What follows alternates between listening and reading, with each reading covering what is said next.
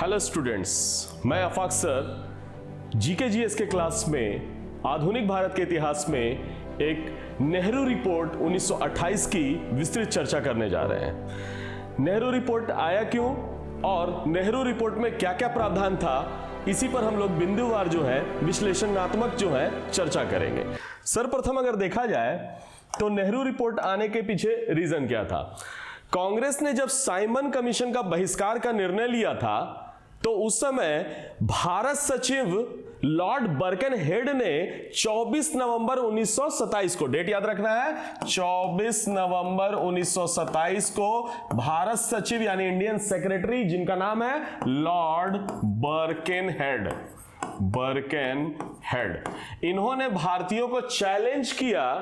Date है 24 नवंबर 1927 को उन्होंने चैलेंज किया कि ऐसा संविधान भारतीय निर्माण करें जो कि जिसका समर्थन भारत के सभी राजनीतिक दल कर रहे हो। चूंकि उनको पता था कि भारत विविधता वाला है और भारत में कई जातियां हैं, कई राजनीतिक दल हैं और आम सहमति बना पाना बड़ा मुश्किल है, इसीलिए लॉर्ड बर्कनहेड ने भारतीयों को चुनौती दी कि भारतीय अपना संविधान नहीं बना सकते हैं जो सभी को स्वीकार्य हो। हालांकि भारतीयों ने और इंडियन नेशनल कांग्रेस ने इस चुनौती को स्वीकार किया और फाइनली एक 28 फरवरी 1928 को एक सर्वदलीय सम्मेलन दिल्ली में बुलाया गया। कहां बुलाया गया? दिल्ली में जो है एक बैठक बुलाया गया। सर्वदलीय कहने का मतलब है जो सभी दल के थे, सर्वदलीय बैठक बुलाया गया और इस बैठक में फाइनली जो है संविधान बनाने का यानी निर्णय किया गया और जिसकी जिम्मेदारी जो है मोतीलाल नेहरू को दी गई।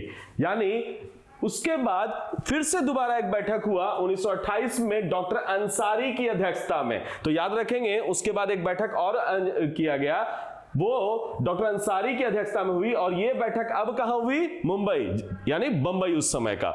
यानी पहला बैठक दिल्ली में हुआ, फिर उसके बाद दूसरी बैठक जो है बंबई में हुई, जहां भारत के में किस प्रकार का संविधान बनाया जाए इस बात का एक प्रारूप तैयार करने के लिए एक कमिटी बनाई गई। 9 मेंबर का, 9 व्यक्तियों की एक कमिटी का गठन किया गया। चूंकि उसके अध्यक्ष पंडित मोतीलाल नेहरू थे, इसलिए इस कमिटी ने जो रिपोर्ट तैयार की उसे हम लोग नेहरू रिपोर्ट के तौर पर जानते हैं। अध्यक्ष के अतिरिक्त इसमें 9 अन्य सदस्य इस कमेटी में शामिल हुए थे, जिनमें से अली इमाम है, शुएब कुरैशी है, MS आने हैं और जयकर है, मंगल सिंह है, तेज बहादुर सप्रू लिबरल से है, NM जोशी है, GP प्रधान है तथा सुभाष चंद्र बोस भी इसमें शामिल हुए। यानी पंडित मोतीलाल नेहरू के अलावा 9 अन्य मेंबर्स इसमें शामिल हुए जो विभिन्न राजनीतिक दलों से संबंधित हैं, जिसमें मुस्लिम भी हैं, लिबरल पार्टी के भी हैं, सिख भी हैं, नॉन ब्राह्मण भी हैं और कांग्रेस भी इसमें शामिल हुआ। अब चूंकि बैठक जब हो रही है, प्रारूप तैयार कर लिया गया, तो उसके बाद 22 दिसंबर 1928 को जब रिपोर्ट कलकत्ता में सर्वदलीय सम्मेलन के सामने रखा गया और उसकी भी अध्यक्षता कौन कर रहे थे? डॉक्टर अंसारी, याद रखिएगा। तो ये अगला बैठक कहां हुआ? कलकत्ता। तो सबसे पहले याद रखिएगा कहां हुआ नेहरू रिपोर्ट के लिए? दिल्ली के बाद बंबई के बाद कलकत्ता में फाइनल हुआ जब इस सर्वदलीय सम्मेलन बुलाया गया और इसको सभी के समक्ष में रखा गया। जब चर्चा शुरू हुई तो इसमें सांप्रदायिकता के कारण जो है क्या हुआ? एक आम सहमति नहीं बन पाई। चूंकि मुसलमान पक्ष अपनी जो बात कर रहे हैं, दलित वर्ग जो है वो अपने हित की बात कर रहे हैं, यानी सभी लोग जो है एक आम तौर पर तैयार नहीं हुए। युवाओं ने भी इसको स्वीकार नहीं किया। युवाओं का भी मानना था कि पूर्ण स्वाधीनता जो या स्वतंत्रता का इसमें बात नहीं कही गई है। इसीलिए इस पॉइंट को याद रखिएगा, सांप्रदायिकता ने अपना प्रभाव यहां दिखाया।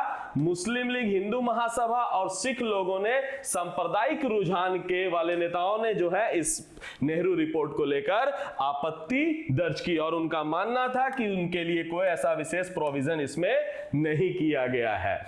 युवाओं ने भी कहा, युवा में 2 नाम याद रखना है खास करके, सुभाष चंद्र बोस और पंडित नेहरू, जवाहरलाल नेहरू। तीसरा एक और नाम याद कर सकते हैं हम लोग, सत्यमूर्ति। तीनों ने जो युवा राष्ट्रवादी थे, इन्होंने नेहरू रिपोर्ट से पूर्णतः असहमति व्यक्त की और इन्होंने औपनिवेशिक शासन के विपरीत पूर्ण स्वाधीनता के पक्ष में थे। इनका मानना था कि पूर्ण स्वतंत्रता या स्वाधीनता की बात इसमें नेहरू रिपोर्ट में नहीं की गई है, इसीलिए उन्होंने असहमति व्यक्त की। उन्होंने इसी के लिए ऑल इंडिया इंडिपेंडेंस लीग का गठन किया। तो पीटी का आपसे क्वेश्चन पूछेगा, ऑल इंडिया इंडिपेंडेंस लीग का गठन क्यों हुआ और कब हुआ? तो नवंबर 1928 में हुआ। All India independence league, Pandit Jawaharlal Nehru, Subhash Chandra Bose और सत्यमूर्ति इसमें शामिल थे। अब इंपॉर्टेंट बात, नेहरू रिपोर्ट में था क्या?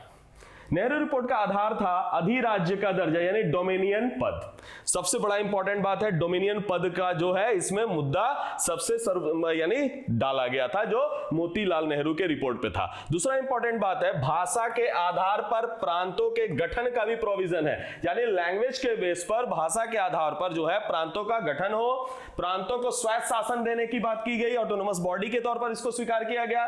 सारी शक्ति केंद्रीय विधानसभा के हाथ में डाला गया और उसके लिए एक उत्तरदायी सरकार बनाई जाए, यानी एक रिस्पॉन्सिबल गवर्नमेंट यानी उत्तरदायी सरकार के गठन का भी प्रोविजन नेहरू रिपोर्ट में दिया गया। यानी जितना बिंदुवार हम लोग पढ़ रहे हैं, ये सारा पॉइंट वेरी वेरी इंपॉर्टेंट है। पहला इंपॉर्टेंट है डोमिनियन यानी अधिराज्य का दर्जा। क्लियर है? यानी भारतीयों को सारे अधिकार लगभग दे दिए जाए, केवल कुछ मामले जो है अंग्रेजों के हाथ में, और इसी को हम लोग डोमिनियन के तौर पर देख रहे हैं। केवल विदेशी मामला और सुरक्षा, 2 पॉइंट याद रखिएगा, विदेशी मामला और सुरक्षा को ब्रिटिश नियंत्रण में रखा जाए, बाकी सारे मामले भारतीयों को स्वतंत्र कर दिया जाए, भारतीयों के अधिकार में दे दिया जाए।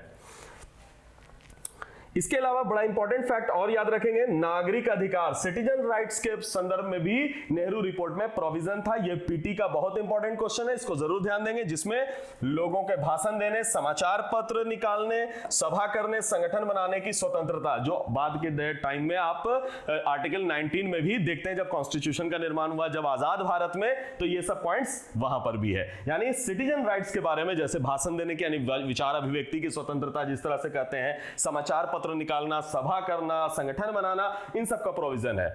और इसमें जो है एक बड़ा खास पॉइंट था, जिसके कारण जो है वहां पर कुछ लोग विरोध कर रहे थे, जैसे मुस्लिम है, सिख है, जो पृथक निर्वाचन की बात करने वाले लोग थे, वो इसका विरोध इसलिए करते हैं क्योंकि इसमें सांप्रदायिक प्रतिनिधित्व का कोई भी प्रोविजन नहीं था। यानी प्रीलिम्स का सबसे मेन पॉइंट है कि सांप्रदायिक प्रोविजन यानी कम्युनल चीजों का यहां पर कोई भी प्रोविजंस नहीं था। और एक सबसे बड़ा इंपॉर्टेंट फैक्ट, सभी वयस्कों को मतदान करने का भी यहां अधिकार दिया गया था।